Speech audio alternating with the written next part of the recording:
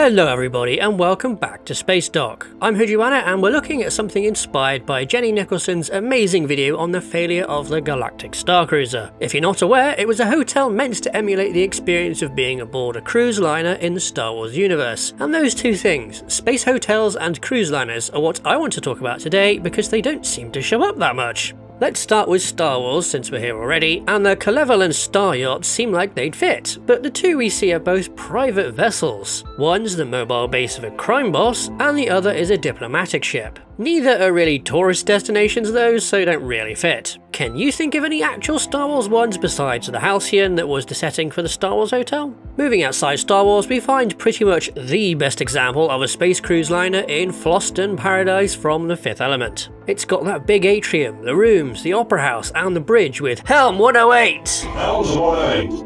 It's a perfect cross-section of what a cheesy, touristy cruise ship has, and since it's a spaceship, it can pop up into orbit for some really nice backgrounds for the opera scene. The next most obvious are all the various incarnations of the Titanic, but in space, like Starship Titanic, which I never played so can't really speak much about, but the art is cool. Another example is Futurama's Titanic, which riffs heavily on the movie, but switches up the disaster from the obvious comet, the icebergs of the sky, to a black hole. Doesn't seem to be much to do here, but I guess perhaps the main draw was meant to be the planet they never reached. Another similar type of ship is the luxury liner, things like the Saud Kruger ships in Elite Dangerous or Colonial 1 from Battlestar Galactica. These don't count though since they're not a tourist destination themselves, just a high-class method of getting around. Speaking of BSG though, it does have two ships that fit the description. Zephyr has the big ring with centrifugal gravity housing trees and stuff, and makes it one of the most visually distinct vessels in the whole civilian fleet. Despite that, it's never really used as an actual destination on the show, unlike its newer cousin, Cloud9. This thing is very much a cruise ship. It has similar facilities to what you'd expect to find aboard those, like bars and rooms and stuff, and of course the big old dome that contained a garden that looks suspiciously similar to the one at the Chan Centre in Vancouver for some reason.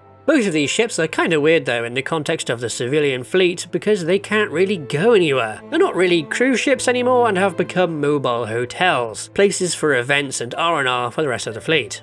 The Galaxy class in Star Trek has elements of cruise ships as a side effect of it being designed to be lived aboard long term by the crew and their families. It certainly seemed to have a reputation for that if this guy's opinion is anything to go by, but it's hardly a tourist destination. Looking wider at the setting, I don't think it really had space hotels. Instead, the star bases served more like resorts. But I think a more apt comparison is that they're cities or towns in space, and therefore the amenities they have come from that. Like DS9 has rooms in the various bits on the promenade because of its status as a transport hub. It's not a tourist destination, it's a bit more functional than that. Though I suppose its fame after the Dominion War kinda led to it becoming touristy. As for other star bases, I want to highlight two of the more recent ones we've seen. Starbase 25 in Lower Decks and Starbase 1 in Strange New Worlds, because alongside the bars and shops and other starbasey things, both of them have nature parks that make them a destination to visit. This space station with hotels is way more common to see in sci-fi than just a pure hotel or resort, for obvious reasons. We've got Babylon 5's Babylon 5, Mass Effect Citadel, Cyberpunk's Crystal Palace, 2001's Space Station 5. You know, space stations. Though that last one is the smallest of the bunch and we really only see the hotel-y bits. It also feels more business hotel-y than tourist hotel-y, but that may just be because that's all the story shows us. After that waffling, there are some space hotels about. Starfield has the Zero G Casino, which presumably has a hotel bit attached, and the elevator entrance to it reminded me of Charlie and the Great Glass Elevator, where they go up to space and visit the Space Hotel USA. Fewer vermicious canids in Starfield though. For All Mankind had the Polaris to start off Season 3, but that didn't use the novelty of a space hotel very well, and had all sorts of weird contrivances to force the plot on it. Overall, it seems like sci-fi space hotels end up feeling like normal hotels but with a different view. Conceptually, the ones that aren't just space hotels are especially weird because hotels are places to temporarily stay at while you visit somewhere else.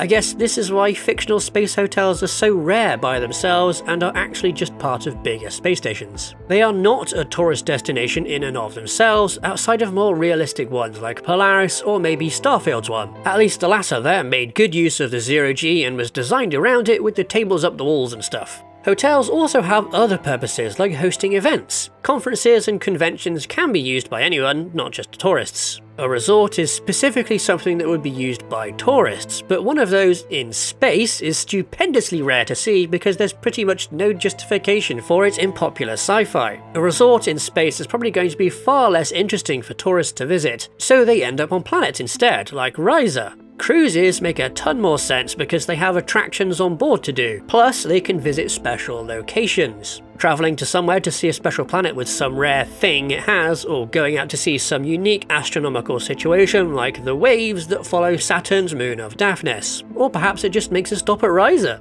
In the end, it comes down to what there is to actually do as a tourist in a setting. If simply being in space is a novelty, then a space hotel or resort is its own reason for existing. Just being in zero-G is itself a unique and special experience, and it's one that's already a tourist option here on Earth, with things like the plane that you can ride that puts you into freefall. For settings that are a bit more advanced in the timeline and maybe have more common space travel, zero-G stuff will probably progress to new sports or activities designed around it, all set against the fantastic views that looking down onto a planet affords. In a setting where space travel is extremely common, like Star Wars or Star Trek, there's no novelty to it for many people. Maybe there is for a first-time traveller who has never left a planet, but it's going to be different to them because everyone around them will find the experience rather mundane. Tourists there may be looking for other things to do, so that's where space hotels start to become less about being a destination and more about just being somewhere to sleep. This is where cruises come into their own, since while space travel is mundane, the locations they visit and the experience the ship itself provides is not. That's exactly how cruise ships operate in real life.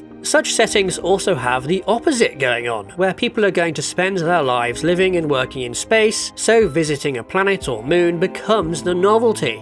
Another reason space hotels and cruises don't seem to show up that much comes from the media itself, because what is this story going to be doing there? BSG has that one hostage episode, and the Titanics have, well, the Titanic story. The more common plot lines, both for space hotels and planetary resorts, stem from them being a place of rest and then shenanigans happen. While silly things can happen anywhere, the use of a resort or something can set up a different tone for the episode, away from the standard stuff that goes on aboard ship. And also, they're a neat, low-impact world-building opportunity. Not every location needs to be deeply important and meaningful to the plot, they can just be a nice place. Like Floston Paradise, there's no need for it to be a cruise ship at all. The meeting to get the plot MacGuffins could have happened anywhere, but they stuck it on a cruise ship because, I don't know, maybe they thought it would be fun and different. And it is! And that's really what these odd places are best at. They're normal, but they're not. They're mundane business affairs, but also chances for showing off something unique or weird. But including them into a setting requires a bit of thought over whether they make sense and what people would do while they visit. You can support Spacedock by joining our Patreon, where you can get our frigate and spacefighter design reference books. Alternatively, you can support us directly through YouTube by becoming a channel member. Thanks to our supporters, and thank you for watching.